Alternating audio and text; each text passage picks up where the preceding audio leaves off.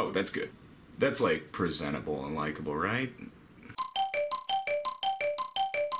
While they tend to fall under the radar, indie sports games have been kind of thriving in the past few years. Games like Ollie Ollie, Trials, Rocket League, the simulation-style games like Out of the Park Baseball, and a whole host of others bring new relevance and push forward a genre that faces rightfully deserved criticism for not doing so at the AAA level. While perhaps smaller budgets and smaller development teams have led indie devs away from more intensive simulations and expensive licenses in their games, they've pushed past that and have found the more pure aspects of what makes a sports game enjoyable into the forefront in many of these games.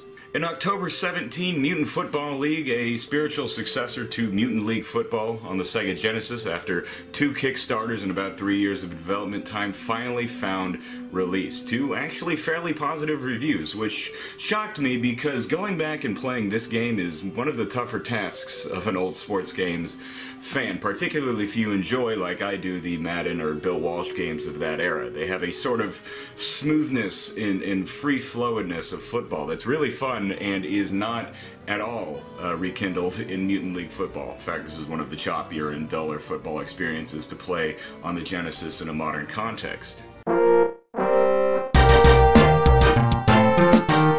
It's a little bit odd to see this game come out in an era so aware, perhaps more than ever, of professional football's many controversies. As the National Football League tries to shift away from the sport's violent appeal, Mutant Football League exaggerates it, where players in the NFL suffer from traumatic and potentially life-altering injuries. The MFL's players literally explode in clouds of blood or are beaten to death on the field of play. Now, the idea of a person being hit so hard that they perish on a football field is actually not at all unheard of. It happens shockingly frequently, as recently as the fall of 2017 at the high school and college level, and that makes this hyper-violent appeal somewhat uncomfortable. But then again, if Mutant League's brand of hyper-violence and intentional death is discomforting, then why isn't real football's brand of regular violence and unintentional death quite as discomforting? This is something that good parody does. Through exaggeration, Mutant Football League manages to highlight one of the defining aspects of football, and it just so happens to be the one that the National Football League seems to be trying to hide from.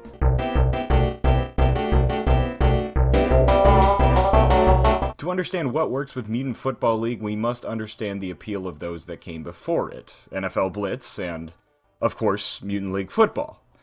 And to a lesser extent, Super High Impact. One key and unique mechanic of Mutant Football League, the ability to late hit and beat down opposing players after play is stopped, has roots in NFL Blitz, and actually wasn't present in the original Mutant League game. In Blitz, this senseless violence actually had no gameplay purpose. Nothing was actually affected when your defender pounded a prone running back into the ground after the play. In Mutant Football League, the late hit actually affects your opposing player's health and stamina, thus turning a mechanic that had served only to improve NFL Blitz's aesthetic quality into a necessary tactical action in Mutant Football League. If a guy's torching you on every play, you can knock him out of the game by beating him down. Likewise, Mutant Football League draws upon its predecessor through the murder of referees, the on-field hazards, the awful puns, the exaggerated violent language and culture, and the addresses to the player, but it turns the intensity of all of these aspects up. The explosions are bloodier, and the on-field hazards look more threatening, and there are new trick plays, including one where your quarterback is given a gun.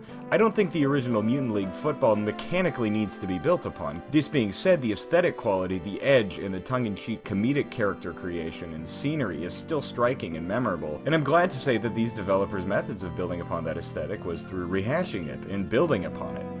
Obviously, we couldn't have Mutant Football League without the NFL, but we couldn't have it without the games that came before it either, and I don't just mean this one. I mean the NFL Blitzes, the High Impacts and Super High Impacts, even the NFL Extremes to things like NBA Jam. These games have created a sort of collective soul that comes through in Mutant Football League to create not only a fun football experience, but a fun, culturally interesting experience, and actually a pretty effective satire as well.